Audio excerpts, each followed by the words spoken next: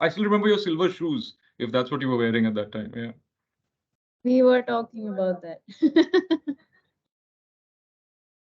But no, Yeah, Megha, so Vinita, you guys have been very kind. I want to assure everyone that, right now itself that I will be disappointing you through the next 47 minutes or so, given the fact that Vinita and Megha have said exactly what I had emailed them to say, with a few with a few variations.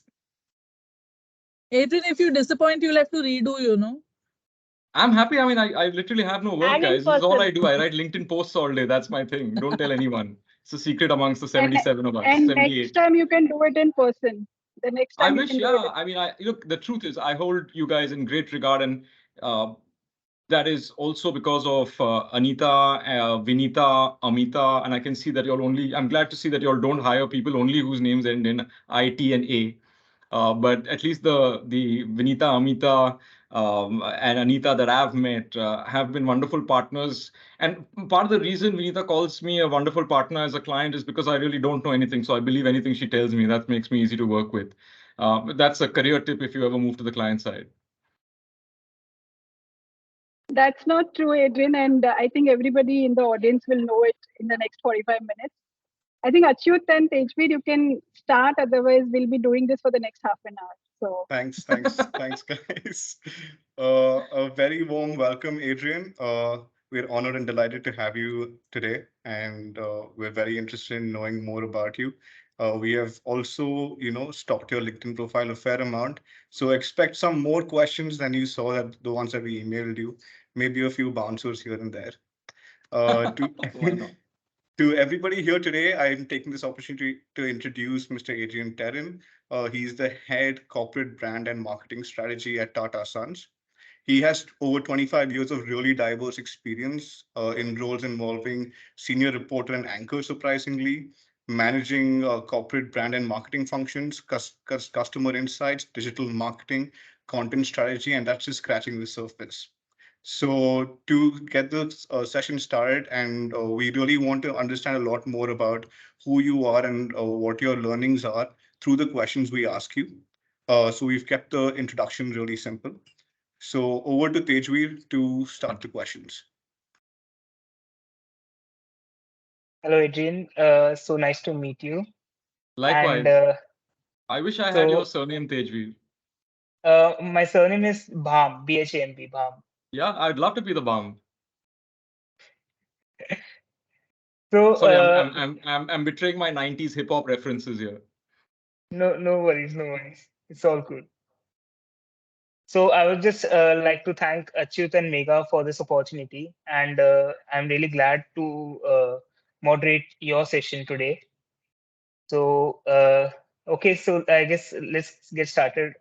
So I would just like to ask for the people who don't know, could you explain what Tata Sons is and what is its role in the Tata ecosystem?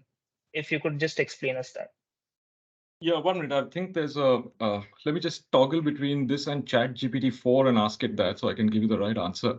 But but what I understand or have understood of Tata Sons is it's probably, to my mind, and I'm now speaking of my personal, not so much my professional interpretation, it's probably the first venture capitalist firm in the country before that term was invented, and I'm now going back 154 years ago because Tata Sons primary role is to act as both the spiritual and moral home of the Tata Group in terms of ethics and in terms of business strategy. But it doesn't dictate what individual companies do. Individual companies are governed by their boards. But what it has been over the years is whenever the nation has needed something, it has said, we are going to venture into it. Whether it was the founder saying, this nation, if it is to attract capital and visitors from abroad, needs to have world-class facilities like the Taj Mahal Palace, or whether it is the fact that if we have to be self-reliant as a country, we have to have a steel foundry of our own where we control our own destiny, or if we have to move into the industrial age and really realize the potential of trade in this market and the potential of the consumer market itself, we need to have trucks that can transport goods and services and people across the country. It has chosen to do that. So Tata Sons' role is very much to to define two things. One, the ethical and moral compass of the group. Two, be the custodian of its most beloved and valuable asset, which is the brand itself. And then ultimately to set the direction for the rest of the group by investing in areas that the country most needs first and foremost. Okay. Was that So sufficiently boring, Tejbir? no, not at all. Not at Not all. at all. I'll try to make my Uh, next answer a little more boring. No worries. I'm all okay with it, Adrian. So, could you also please give us some insights into your current role at Tata Sons and how does your role pan across Tata ecosystem? Oh yeah. So, like I said, the most valuable asset in the group is the brand. So I have the honor and privilege of helping manage that brand and preserve its, I think, tremendous equity. Now we do that in a variety of ways. The thing that people don't know is, actually you don't need to manage the Tata brand. I'm just sharing this with you guys. Don't tell anyone else I'll lose my job, right? Because the Tata brand and what happens to it is a composite of what all the other company brands do, right? Tata Motors, to TCS, etc. You just add all that up and you have the Tata brand. However, for those of us who've worked in brand management, we know that you have to do deliberate things to manage a brand and its perception and its direction in a certain way. And that's where we come in at the group center for our most prized asset, where we start defining what do we need to do today to preserve and augment this brand tomorrow. Who are the generations, who are the cohorts we need to understand better today so that we are more successful and can serve them better tomorrow. And then we take that understanding, not only do we apply it to the Tata brand, we also share it with our group companies through what we call the customer centricity program, which is our understanding of tomorrow's consumer and what our companies should start looking at today so that they can be in tune with those consumers tomorrow.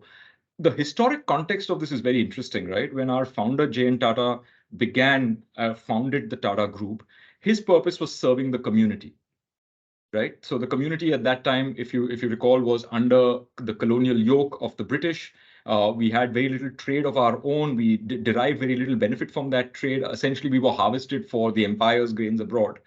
But when he looked at this community and said, we need to serve this community, they need to have a gainful employment, they need to have benefits, they need to be treated like human beings rather than just workers. Everyone in that community was his customer. He was serving all of them. Over the last 154 years, as we've expanded across the country, but also across the world, the number of customers that we have who we touch through products and services and experiences has gone way beyond the initial community. So the goal then becomes, how do you, using a better understanding of customers and a keener understanding of where we want to take this brand, make sure that all your customers begin to feel tomorrow part of some community that is linked to Tata. Okay. That's really interesting, Adrian. And you actually pointed towards a question that I had prepared next, which was around customer centricity and the customer strategy that I noticed on your LinkedIn you had mentioned as well. Uh, but my question over here is Tata is such a massive ecosystem. You have brands across the spectrum. You have B2C brands, B2B brands. How do you even begin to start trying to identify the customer's strategy for such a wide range of brands which have such a wide range of TGs? So what I want to understand is when you started off in the project, what was your approach to it? What are the challenges that you had faced? And how did you finally land on the customer strategy? Yeah, so I was the beneficiary of the thinking of much wiser minds 7 years ago when I was on the Nielsen side. Nielsen was a bigger client of the Tata Group than the other way around. Let me explain that. All our data globally was processed by TCS. I'm talking of television ratings that you all deal with, consumer insight data. All of that was processed by TCS, right? And then the conversation began that in as much as Nielsen uses the Tata Group for its business, how can the Tata Group use Nielsen more? And that allowed me a foot in the door to start talking to the headquarters because I was heading Nielsen at that time in India, saying, here's how you can understand customers better. And when I came on board, it was the same dilemma, right? How do you unify companies that sell salt, software, steel, consumer durables, iPhones, everything that you can imagine, right? That has nothing to do with each other. And the one axis that we found that was common is mega trends. What are the big secular trends that are going to touch everyone, maybe in different ways, but are going to touch everyone nonetheless? You think of the things we talk about so fluently today, customer experience, right? Now, customer experience touches every industry, no matter what that industry sells or provides or serves its customer with. You think of what has come to be today, that Mehek will tell you is advocacy-based marketing, right? Word of mouth marketing, or the fact that we can today magnify our conversations like the one we're having now so that the rest of the world can see it on digital platforms. That touches every business. It doesn't matter whether you're selling software or you're selling salt. Then you think of something like something that you guys will relate to. How many people over here have an Google Pixel? Just raise your hand, or yeah, I would say very few people. Now, why did Google Pixel not succeed? My theory and my observation or my study of asking customers is, if I'm paying 60,000 rupees for a phone for which I could get an iPhone when Google Pixel was launched, you've put all these great hoardings around, but there isn't a single store that I see that when the 60,000 rupee thing, which by the way, for that price, I can afford a bike that'll last me 10 years or a fridge that'll last me 15. I don't see a port of call to go to if this gets spoiled. Why would I buy it? Why would I risk that? And that told us that one big trend 7 years ago was going to be customer service, which is after sales service, right? And after sales service today, if you look at any survey, has become one of the biggest decision criteria in terms of purchase. Do I trust the customer service in more than their advertising, etc.? And that is now defining whether people will pick up a brand or say no to a brand. So by defining these mega trends, Ashut, we began to see that these are the things, or this is one axis that unifies disparate companies and groups and CEOs. And we began studying these not by ourselves, but actually creating subgroups of CMOs who had a keen interest in each subject. And they became the brain trust who we facilitated the coming together of and working with to create insights, study customers, define strategies that could then be shared with the rest of the marketing heads and CMOs and CEOs across the group. And that single axis, what we call these subgroups of mega trends, has become very important nodes in this spine of the customer centricity strategy that we've created. Did we get access to this research? Yeah, I mean, I've presented at various forums. We've shown people what it means. So our goal has never been to, create, much like the Tata Group itself, you create things that will help the nation grow, right? So we've been very liberal with sharing our insights, saying, as I'm saying now publicly, that these are the things that will define the future. We've never really been close-minded about it. Of course, when we've invested in research, we've made sure that our CMOs and our group has access to it first. Let me give you an example, right? So 5 years ago, we said that India is going to grow, but you can't grow by being in India everywhere. It's too expensive, right? And every place in India, like any other geography, is not going to grow at the same pace. So we put ourselves a question. We said, what are the, because when marketers market, when we distribute products, we actually ultimately do it at a catchment level. Agree? I have to reach Achyut in his locality, in his house, in his building, either through the TV or through the food delivery or through the store next to him or the store that he buys from, right? So we said, this is the question we set ourselves. If you take that premise, what are the 50 catchments that are going to grow the fastest in the next 5 years? In urban India, you take urban India, right? Now, how do you solve a question like that for 3.2 million square kilometers? It's extremely difficult. By the time you finish surveying everyone and understanding their per capita income and purchase habits, so much time would have elapsed that that data would no longer be relevant. The market would have moved on. So we actually teamed up with two companies, a consortium that finally Nielsen took over, to do geospatial mapping using space flight data from the NASA Goddard Space Center, then going down and breaking up the entire country into 1 square kilometer grids, right?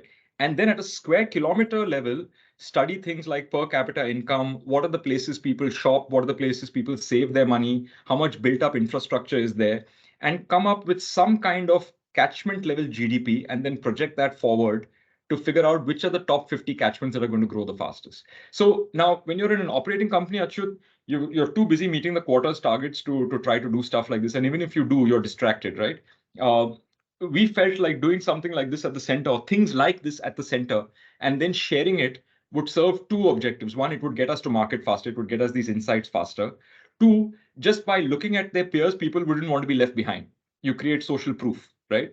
One CMO using the data doesn't want to feel like, oh, the other CMO might be using this better than me. So he or she starts getting on the bandwagon faster. So we've begun to use these two things in concert to get faster adoption. By the way, if you ask yourself, and I'd love to ask this question, put your answers in the chat window, and whoever gets the right answer Vinita will give them a Mercedes or whatever.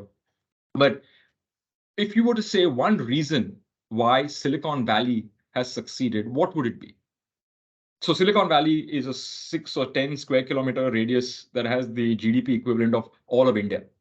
If you had to assign one reason, pick up any random reason, just type it in the chat window. This is the one reason I think Silicon Valley has succeeded. Succeeded materially, yeah. Spiritually, it's in shambles, but materially. Naivedya Chaturvedi says immigration. Achyut says investments. Everyone's going with the I words. Somebody's going to write inspiration soon. Equal opportunity still rhymes with I, Harsimran. Hi, Harsimran. Good to see you here. Ideas, okay. I can't see Mahek and Faraz's answers. Courage to take risks faster. Oh, Mega. Okay. Mahek, Tejveer, what will you say? I would say network. Very good idea. That's right. Network. So you mean network as in network effects, or the fact that they're an ecosystem? But the fact that they're an ecosystem, even if you're failing, there's a lot to learn from. Like the foundation of the place is so. Got it. Growth into a hub, Faraz. Okay. So, there's this guy called Stephen Malaby. He's a venture capitalist and a great writer. His wife is, in fact, was the editor of The Economist globally. Yeah, he wrote a book called The Power Law, and he researched this for 5 years, right? He went and met all these guys because he had access to Sand Hill Road and all these venture capitalists. And he said, after all of that, he gives the example of Google, right? Why would Eric Schmidt, in the peak of his career, senior executive, go and join a company with two guys who were just Larry Page and Sergey Brin, just two guys out of college, PhDs, but still two guys in a garage? Why would he join them? And he says the reason he would join them is because the VCs would say, you know what we'll do? You try this initiative out, we are funding it. If it doesn't work out, we'll land you your next job. Don't worry about it. So what they've done effectively, or why he thinks this is the main reason they succeeded, is that VCs have managed to tell people like Eric Schmidt that we'll take the risk out of it. You keep trying stuff, we'll take the risk out of it. Now, if you think about going back to Tejveer and Achyut, your initial, so what does Tata Sons do and what do we do as customers industry? For these new ideas, we take the risk out of trying them. So that people try them faster, learn faster, use them faster, move on to the next thing.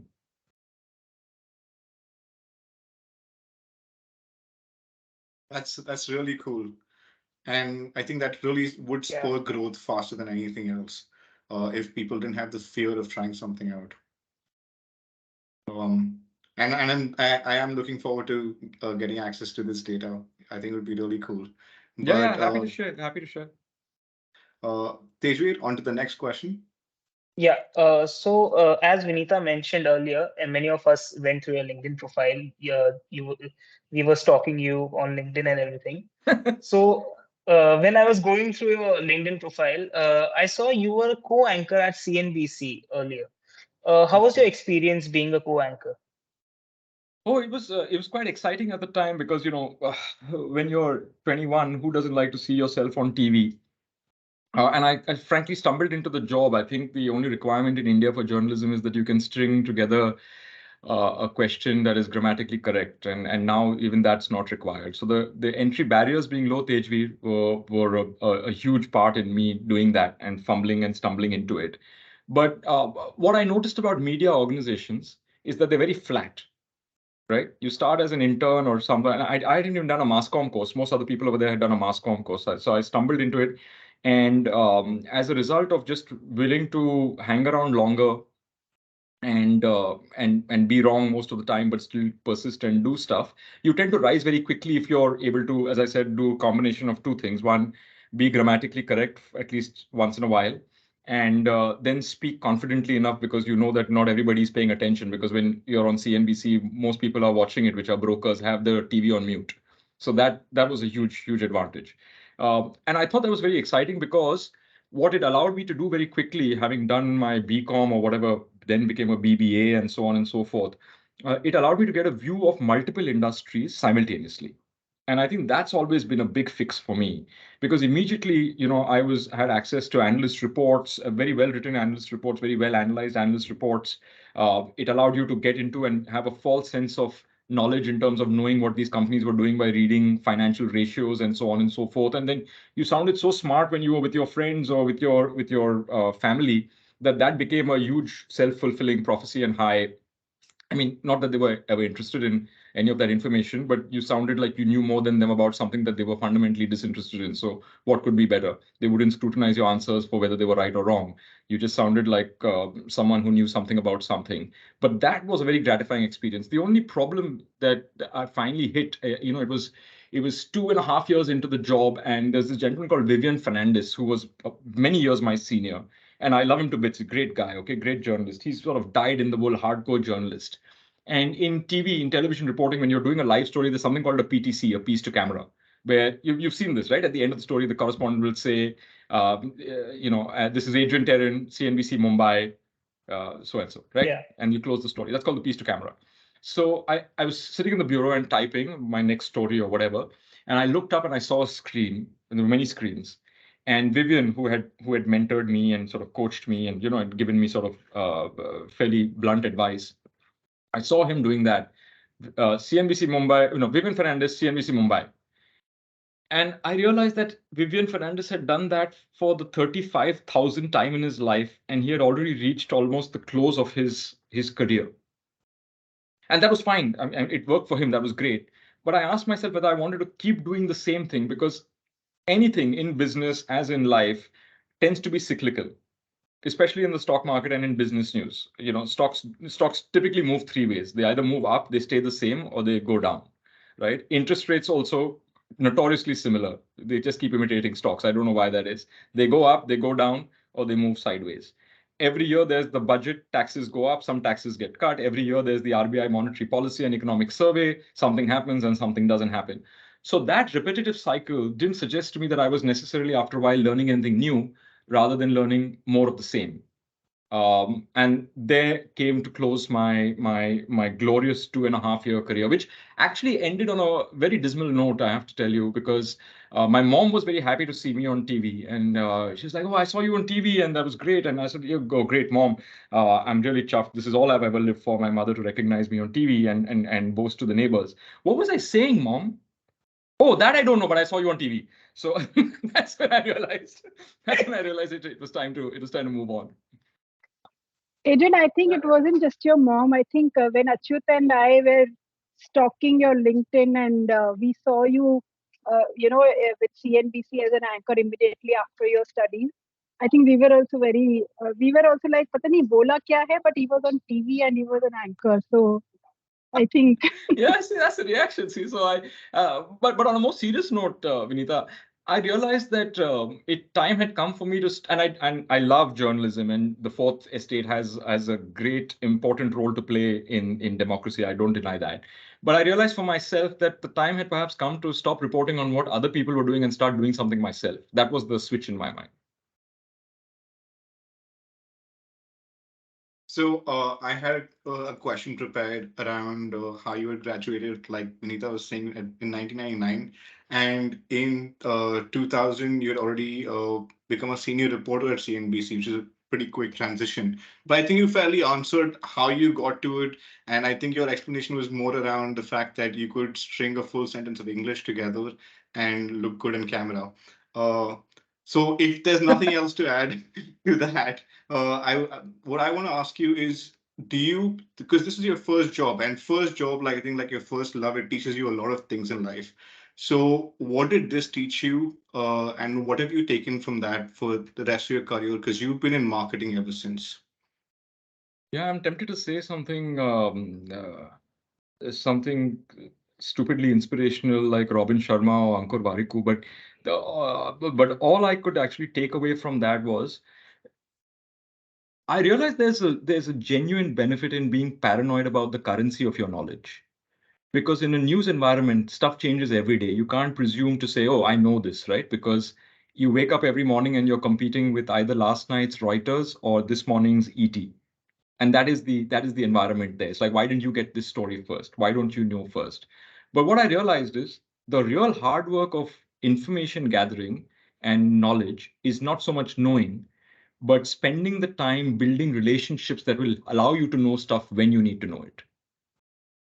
So when you look at news, when you hear breaking news, right? You hear, oh, ET broke this, CNBC broke this. What's actually happening over there? I don't know if you guys know this. Nobody anymore is going out into the field and discovering stuff. There's no investigative reporting. It is the fact that I know Achyut picks up the phone to me, or I pick up the phone to Achyut, and Achyut says, look, I have this news. I want to break it on CNBC tomorrow. I want to break it on ET tomorrow, and I'll give it to you exclusively. So what it really taught me was what you see up front on the screen in a meeting is actually the culmination of everything that has gone on before. So if you're not culminating, if that's a word, you'll be fulminating, which is a word actually, which means you'll be stewing in anger. Sorry, I just made that up. I don't know why, but this is why I'm not Ankur Warikoo, you see. So, Adrian, coming on to the next question, next interesting question, if I may say, which I guess many of us would like to know is what made you think to switch from anchoring to enter into a marketing field? Like, we got the reason, like why you exited the anchoring field, but we want to know what made you think to enter the marketing field.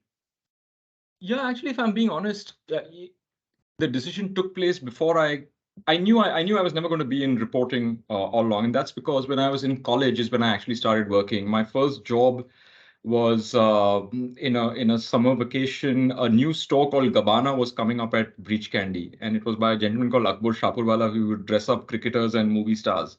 And he was moving from bespoke tailoring to selling Versace, so he needed people who could speak English. Again, coming back to English, and I did that for 3 months, literally selling clothes from behind a counter, right? And then a friend's father who had a factory for garment packaging. That's how I sort of started talking about it.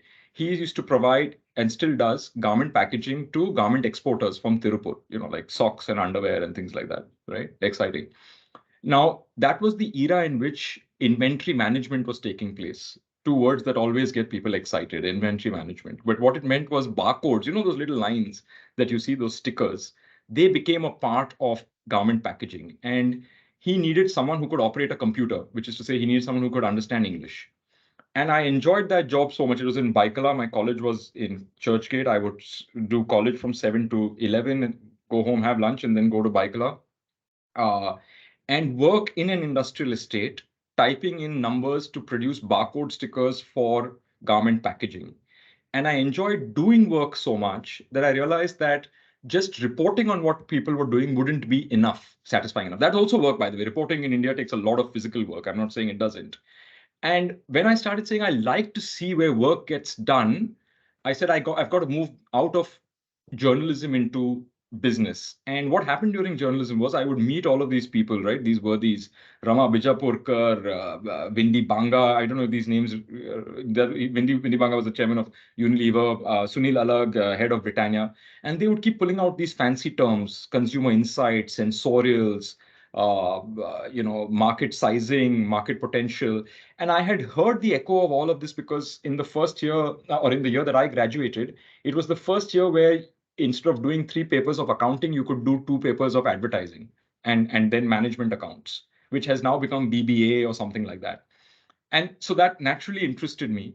So when I was interviewing a gentleman called Titu Aluwale, who was the chairman of ORG Mag at the time, which became ORG Mag Nielsen, and we met so often, we became acquaintances and then friends. He said, what we're doing is we're looking to hire laterally. So far, we've hired from management B schools, but we're opening up the market and we're saying we need consumers are changing, so we need different researchers. And the skills you have as a reporter, which is asking the right question and gleaning the right answer, is exactly what you need as a researcher.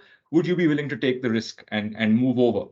Of course, he tricked me into it. What I didn't realize was at the time, the research agencies were being completely hammered by consultancies who were paying obnoxious salaries to B school graduates, so research agencies couldn't afford it anymore. But I made the switch, and that got me even closer to where I wanted to be, which was marketing and brands. Sorry, that answer was so long, Mahek, I started dozing. No, That's really interesting, though. I really like the angle where you said, and that was actually what I was looking for from the previous question. is people who in journalism know how to ask the right questions. And if you're in research and marketing, you probably know how to ask the right questions. So you'd probably be a good researcher. Um, so moving on to the next question, and there's a bit of a pivot now. So when you're choosing agency partners to work with, or you must have worked with a lot of agencies in your entire career, what makes an agency stand out for you? What makes it in a good or a bad way? So I'd like a full explanation on this, on what makes a good agency and what makes a bad agency. Oh, that's easy because it's the same thing, for me. There's this old Scott Fitzgerald quote, which goes something like, um, being able to hold two opposing thoughts in your head at the same time and still function is the true sign of intelligence, right?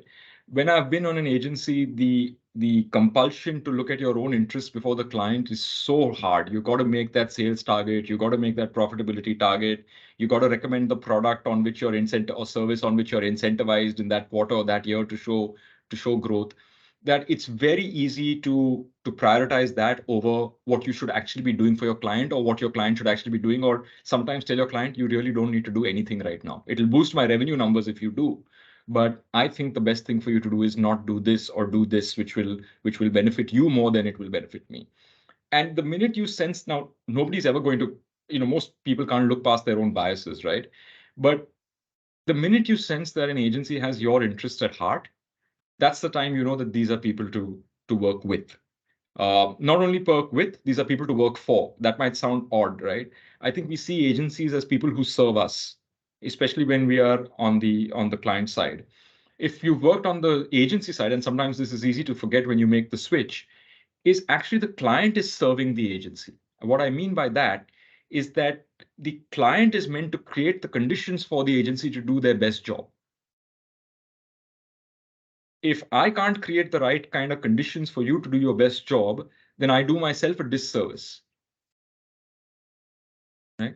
Conversely, if I sense that an agency or any partner puts their interest ahead of mine, and by mine I mean my organizations, I know that that's unlikely to be the right agency to work with. I mean, somebody can come and recommend to me you should do display ads, and maybe secretly their commissions are tied into it or they have a greater incentive for it.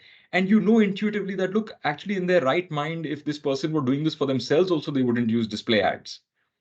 Then you begin to start wondering, whether their ulterior motive and your motive are actually aligned. So to me, the answer on how you choose a good agency or how you choose to work with an agency or not work with an agency is actually on the same axis.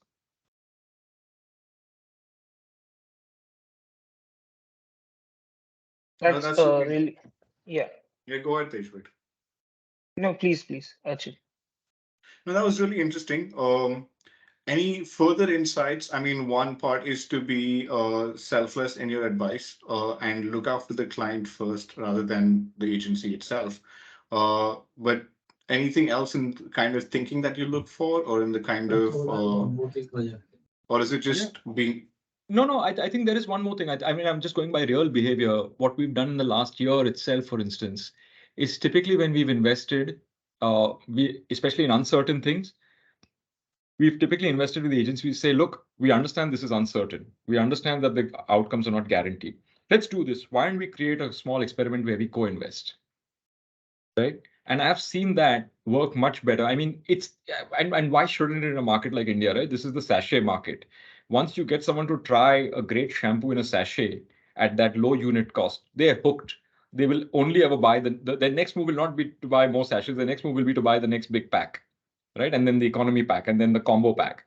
So if you take that, at least for useful people who are who want to grow, clients who want to grow, then anyone who's willing to design experiments and really answer your business question as opposed to sell a service is a big, big bonus.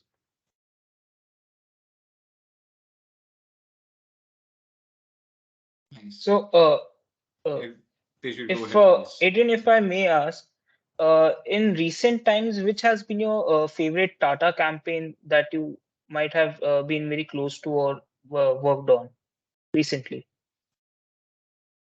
I mean, obviously, I feel selfishly proud of the fact that Piyush Pandey, not me, wrote our IPL campaign, right? I mean, that was a poem, a moment of inspiration, and a 60-seconder when at a time where you shouldn't be doing 60-seconders at all. And the fact that, so one part of it is the sentimentality. The other is we did some research after that, right? I have never, qualitative and quantitative, I have never seen, and this was almost bewildering to me, the intended message by the creator. In this case, I'm not talking about the Tata brand, I'm talking about Piyush Pandey himself. In advertising form, filter in and reach the consumer so well. Right? Because it was 60 seconds of a lovely poem, obviously. It showed a tree, it showed nurturing, it showed the nation, it showed people of all persuasions. And the messages that came out were nation and nurture and nature, because there was nature. So to me, I think that was remarkable. But I think one of the things that I've really liked in the recent past from the Tata group, not necessarily just the Tata master brand, because we don't necessarily do campaigns on the regular. In fact, that campaign was after 15 years, is what Tata Tea is doing in terms of regional culture. It's small, it's quaint, it's quiet in its own way, but it is so powerfully linked to local culture. You cannot deny the fact that if you're from Odisha or you're from Kolkata or you're from Kanpur, you would look at that and say, this is from my land. I think it's very, very touching. And it barely talks about the product either.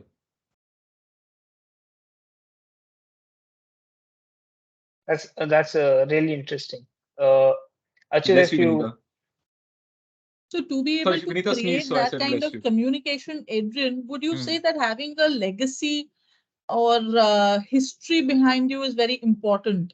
That brands which are very new can possibly not take this route at all. What you just described for your Tata Mother commercial or the tea commercial.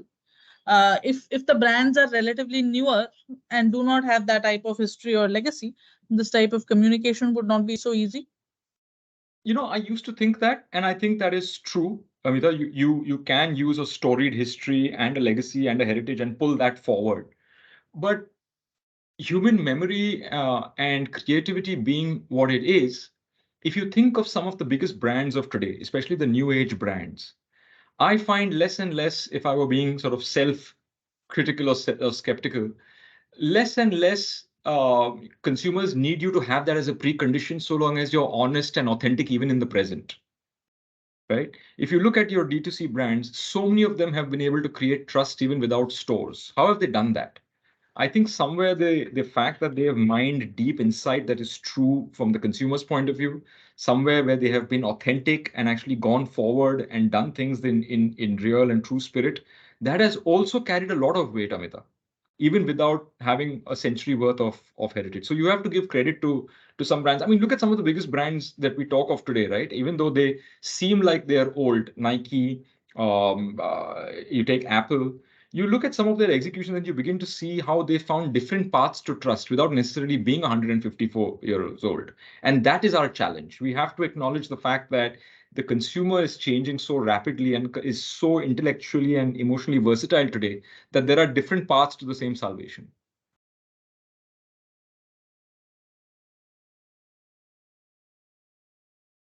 So we're actually running short on time. We have quite a few more questions prepared, but I think in the interest of time and to also open it up to the rest of the teams, we'll go with Tejveer, your last question and insights, and then we'll open it up to everyone else. Yeah. So moving on to the last question, Adrian.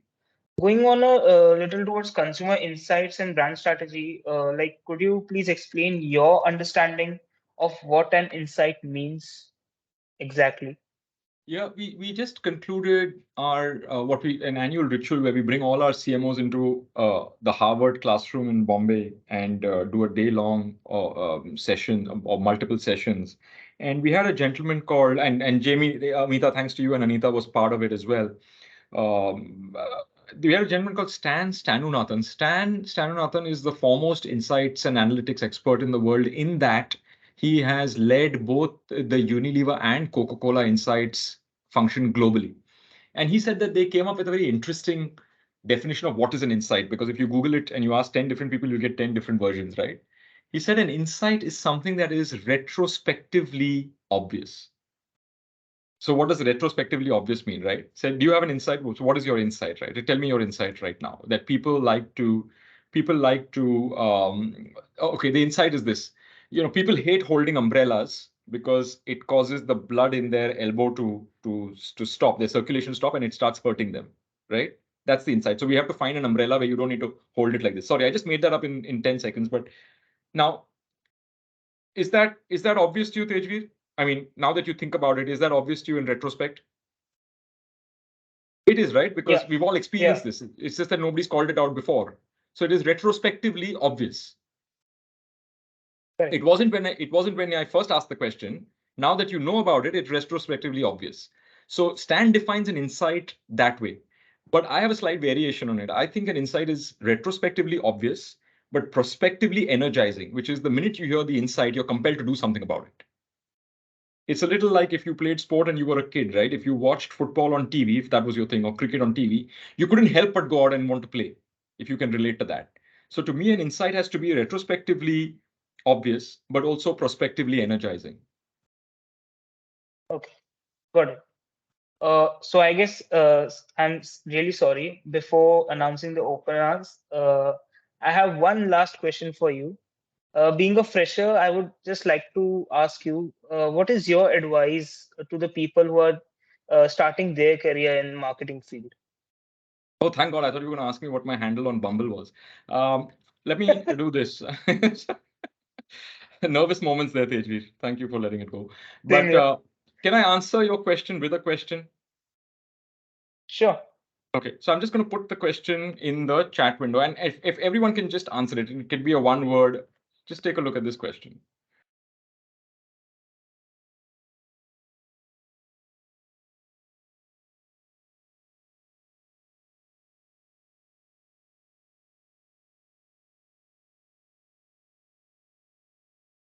Meg, say hi to your colleagues talking you from over your right shoulder. Integrity. Hi there. Love what you do. Consistency. Right attitude.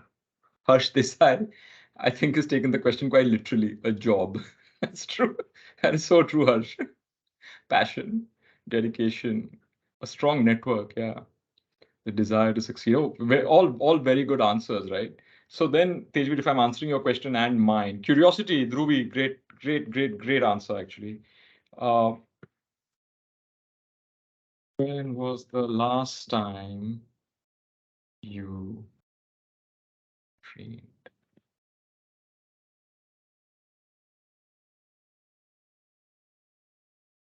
Yeah.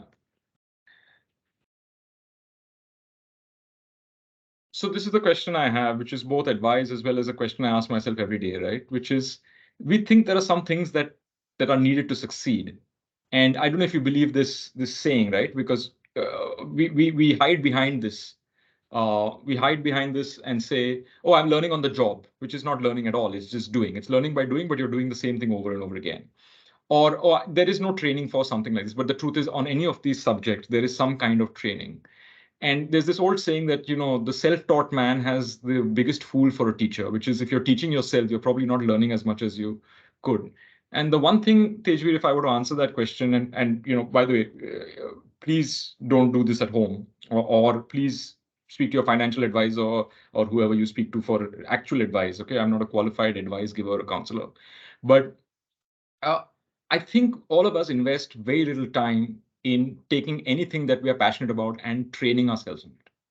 Actual training, right? And if I look at the Tejveer, I'm specifically talking to Tejveer, you right now. I'm not giving advice. I'm not some guru. I wouldn't presume to be so pompous as to give advice to everyone. Whenever I've found progress in my own growth, it has been when I've taken the time and trouble, either through the organization I work with or myself, to invest in myself. It has taken me to places where I have no business being. Just if you look at my general IQ and work ethic, whether it has been Stanford or whether it has been Yale or whether it has been, like last year, the Harvard Business School, or for that matter, in 2007, when I did a working professionals program at IMA.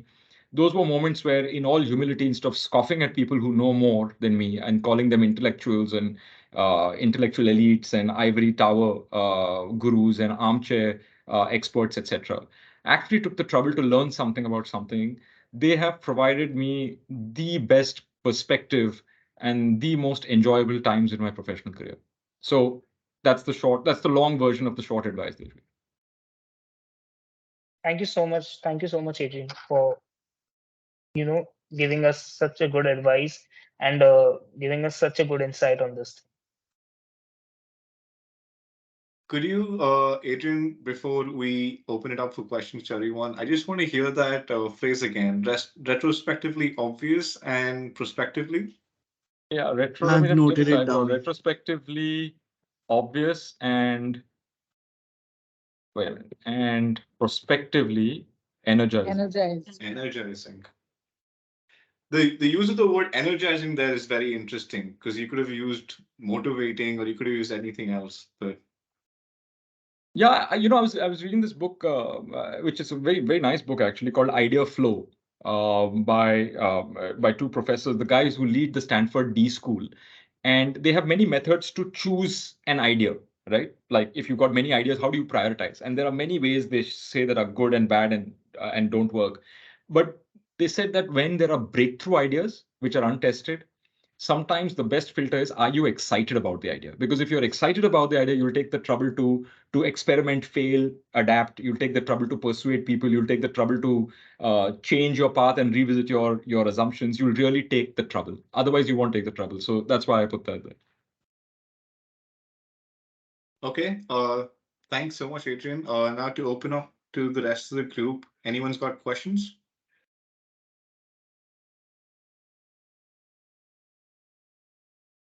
I have a question, since I have a question for Vinita and Amita, I can ask anytime. And Tejveer and Achyut, I've asked you questions. Faraz, I asked a ton of questions to in the last meeting. So the only other face I can see, sorry, Mahek, it's you, but I got to ask you a question. Sure. Is that all right? So Megha was kind enough to send me a whole bunch of links to past sessions like this, and because I really have no work and or friends, I was looking at them on the weekend, right? And this was a few weekends back. And there was one with a video which says, I love you so much, I want to kill you, which I frankly didn't quite understand. But I saw a video of yours, Mahek, where you were incredibly upset about something, whereas the question was about women and driving. What happened? Is everything okay? You were positively Literally driving, livid. metaphorical driving. Literally, I don't know how to drive. Metaphorically, I must be angry for sure. Okay, I was just very worried for you. I was curious about why you were so upset.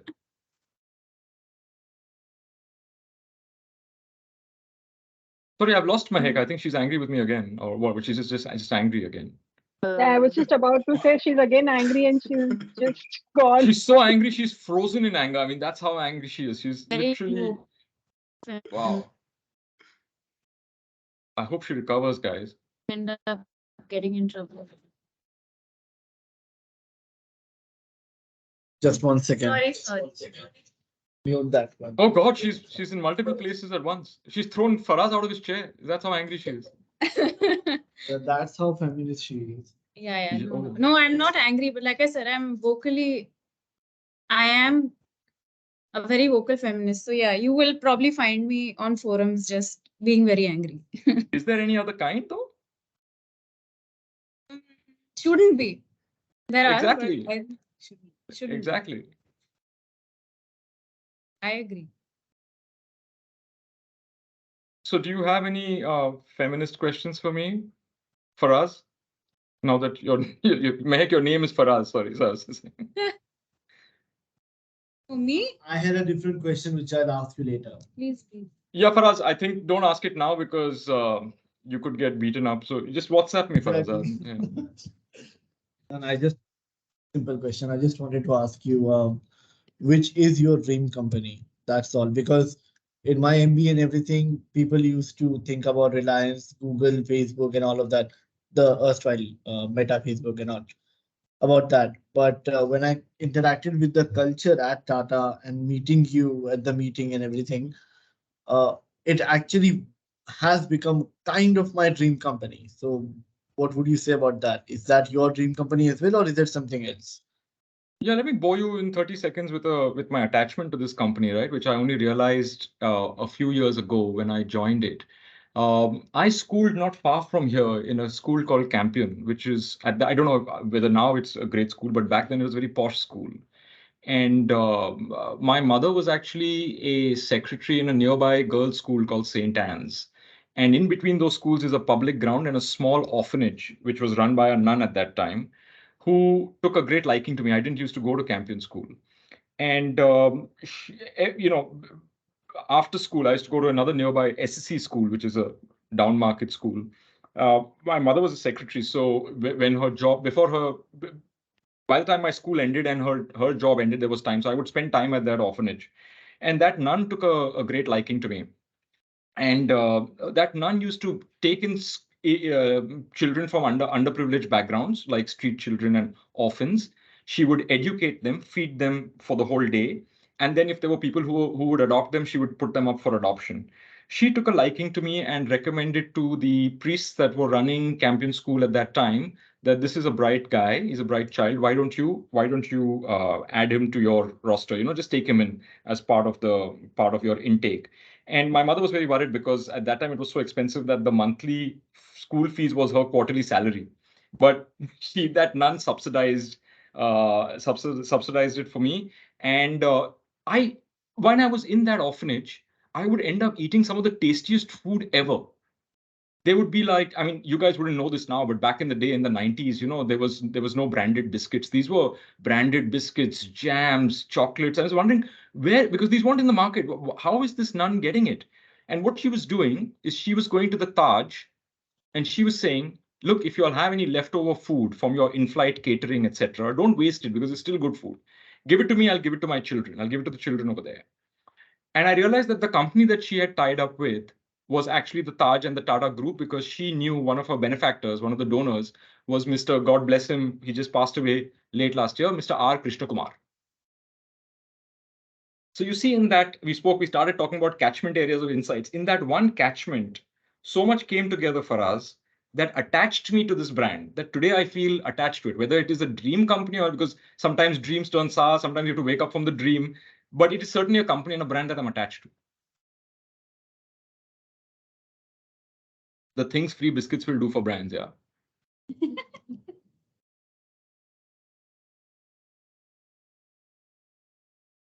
Anybody else have a question? Please go.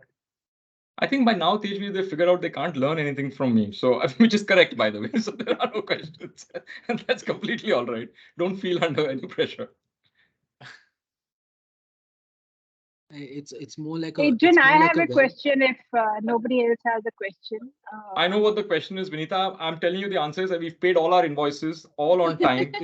We've submitted all the payments. You can check. I'll send you the payment advice. So that I can take it offline with you. No, I just want to know. So, Adrian, last year, we did the small campaign, on IPL where you guys briefed us, and we didn't really think that, this. I mean, we weren't sure if this relationship will continue, and post IPL, you have given us a lot of projects, right? I mean, we've been working on different projects, and I just want to know what is it about the agency that made you continue this relationship, and what was it? I think you guys are very good at what you all do. You're also very forthcoming with the ideas that you all have. And there is nothing more charming, frankly, than intelligent people who don't take themselves too seriously, but take their work seriously. It's something I aspire to do myself, and I can't because first, I'm not that intelligent. Two, I do sometimes take myself. I want to be taken very seriously and take myself seriously. So when I see it in your culture, when I see the warmth that you all have, but also the professional promptness, the professional hunger, I see a lot of values that I hold dear as aspirational in myself. I see manifest in your agency, which is to say nothing of the fact that you all have all the expertise that is also very, very desirable. You all are responsive. You all understand the importance of what is important to the client, which in this case is the brand. You put all of those things together, and there's very little. It's almost as, I mean, if I were being honest, it's almost as if all of that put together, which is credit to y'all, makes you want to find reasons to work with y'all, if I were being honest. So Thank yes, you for Vinita, your I kind wish I words. had, massive budgets and huge This ad is getting campaigns going out recorded, every right? month. Sorry, Megha, and I'm checking if this is getting recorded. please. Yes, it is. So Adrian, I think probably because the way you are, okay, and because the way you've treated us in the last 1 year, not putting us down and treating us your equal partner. Frankly, at this point of time, budgets don't matter.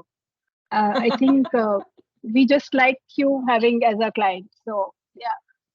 No, that's very kind of you to say, but I know that, all of us have families and all of us have variable pay and all of us have performance ratings at the end of the day. And frankly, if we can together convince our stakeholders that something is worth doing and something interesting is worth doing, wouldn't life be so much more interesting just by itself? Which is why, I'm sharing may not be relevant to them, but we have various brand initiatives that have happened for many years now. We run the country's largest essay contest. We run the country's largest and longest running campus quiz. We have a book festival with the Tata Lit Live. We have the Tata Mumbai Marathon.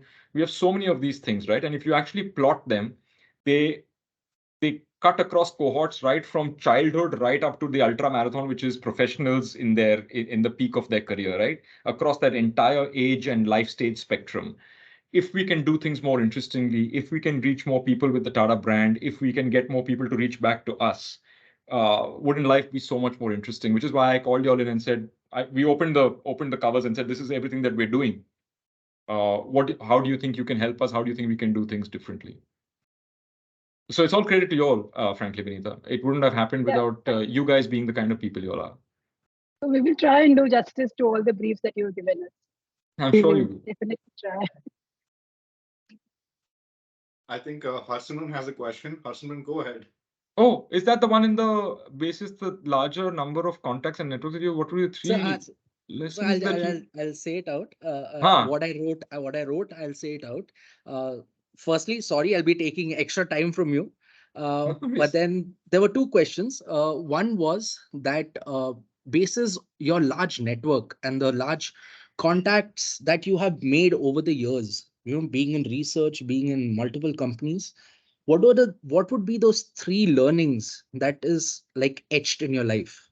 That is question number one. And second question would be, this was back while I was doing my MBA. A few of my teachers, especially when it came to consumer behavior, they said that the best insights or the best knowledge that you would gain is from the people who who maybe ride a auto, or who maybe drive a taxi, or maybe who's a bus conductor, or these kind of people, more than the people who are sitting in the cream of the crowd. How far it's true from your point of view? Yeah, I mean, to answer your first question, for me, it's always been take your work seriously, don't take yourself seriously. And that's the way those are the kind of people I like to spend my time with as well. I've just found that they are intelligent, but they don't wear their intelligence too heavily.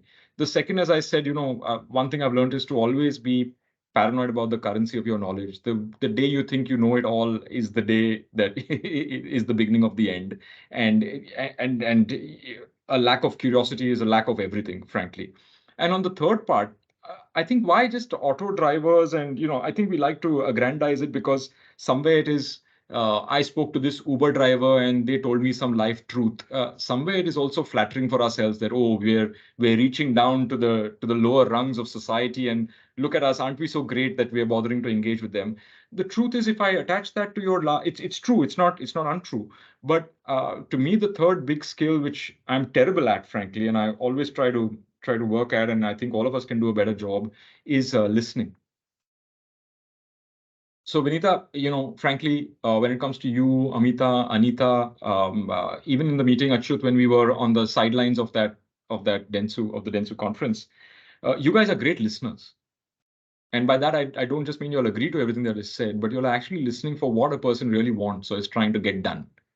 And I think to me, in fact, I went so far as to in one of our CEO meets, we actually invited, this was in the middle of the pandemic, invited a journalist called Kate Murphy, who had written a book called You're Not Listening on the art of listening. I mean, the things you learn about it, right? Like, did you know, for instance, that depending on which year you're listening from, it makes a difference? Try it. When your mom calls up, you'll typically move it to your right ear, because you'll move it to your left ear because your right is where you're processing emotions. When your boss calls, you'll typically move it to your right ear because they are trying to think logically and rationally.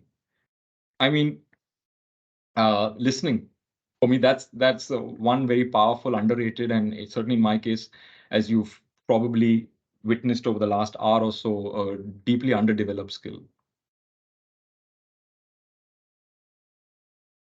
That's a great insight. Vinod has a question too.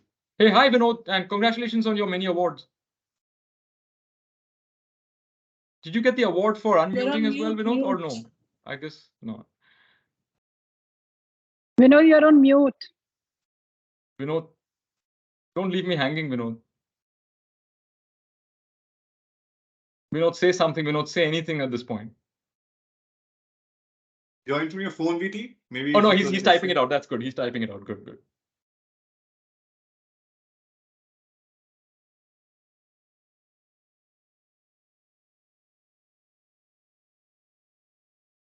Is somebody pranking Vinod? Vinod, type the question out, yeah. Or the comment.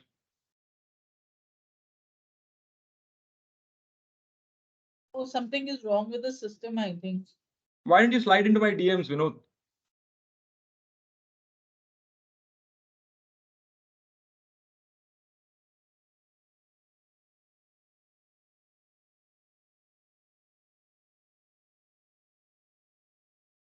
Well, thank God you added the as a marketer, Vinod, because the answers are very different depending on how that question ends. What keeps you awake at night as a marketer? Not understanding or missing a trick in terms of understanding what our consumers really want and completely losing sight of that. Like, one of the things we're learning is that complete surprise to us, right? And it shouldn't be, again, retrospectively obvious, right? That we have a much higher equity. We have high equity amongst and recall amongst everyone, but we have a much higher affinity amongst women consumers. Which is now, imagine missing something like that, right? And not focusing on that entire cohort. You feel a little bit like Nokia ignoring smartphone users, but in retrospect.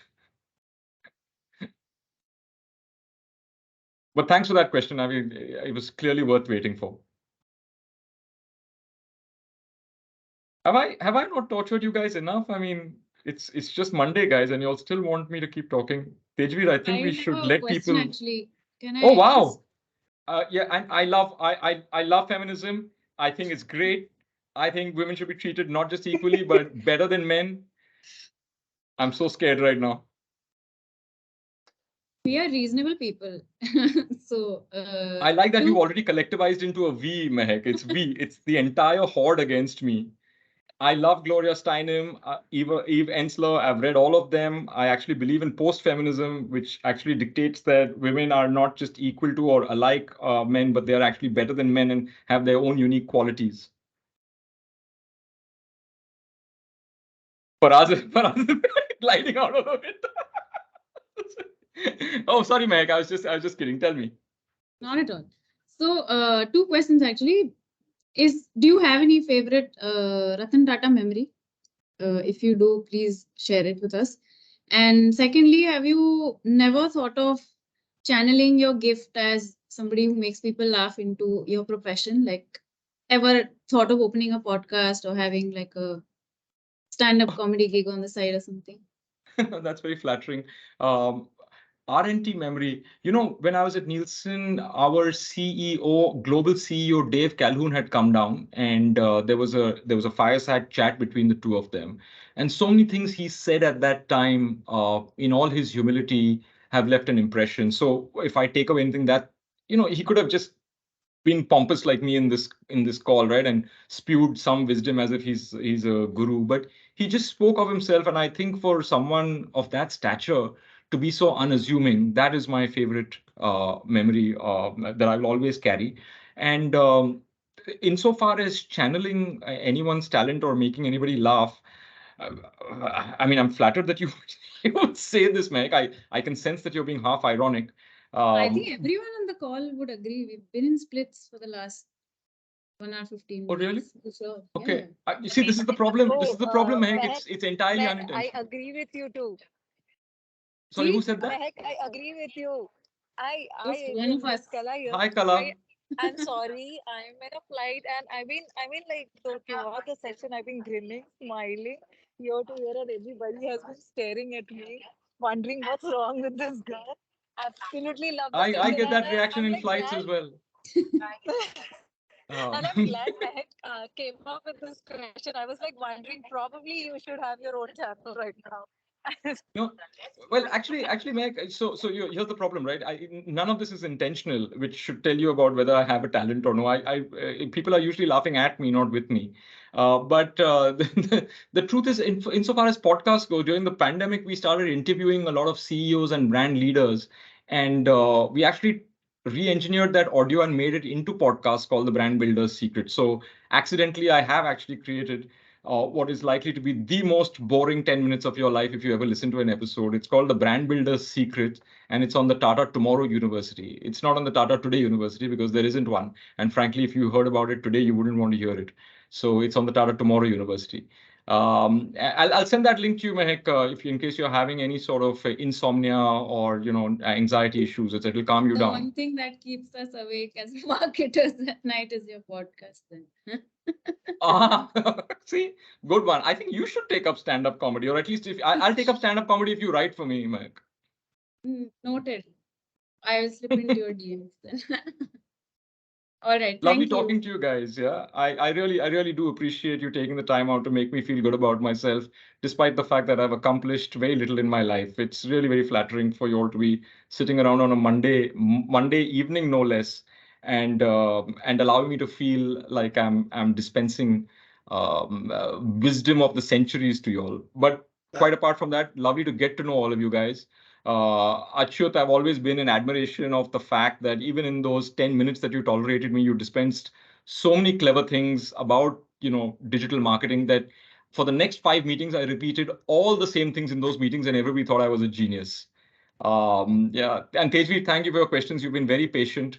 You've asked, you've selected them, you've curated them, and you've asked them with such incredible calm and poise. I wish I was like you when I was your age. Mehak, thank you for not beating up for us or reaching out through the camera and strangling me. I really appreciate your forbearance and patience. And Vinita, Mega, and Amita, I mean, what can I say? You've given a guy a high by making him a deemed expert to 73 people who have suffered him for the better part of an hour. Thank you so much. I've just loved every minute of it. I don't think anyone 95. has suffered, Adrian. Yeah, there were 95 earlier.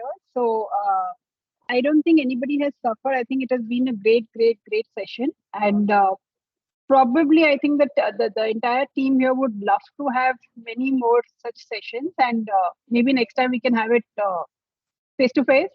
We would all love to have you in our office and have the session again.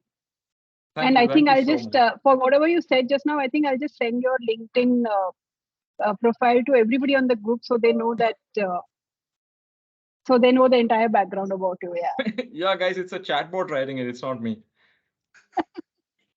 Actually, no, I'm lying. So much, Thank you it's an so much intern for taking. intern we forced to work for the last 8 months. But really, thank you so much, Adrian, for taking out time and really appreciate it. Thank you so My much. pleasure, Vinita. Thank you. Thank you so much, guys. Cheers. Thank you. That's surely Thank Wakanda you. forever, Thank you guys. so much. Wakanda forever. Wakanda forever. Thank you Thank so you. much, Adrian. That surely was one monumental session. Chalo, bye. See you guys. Bye, everyone.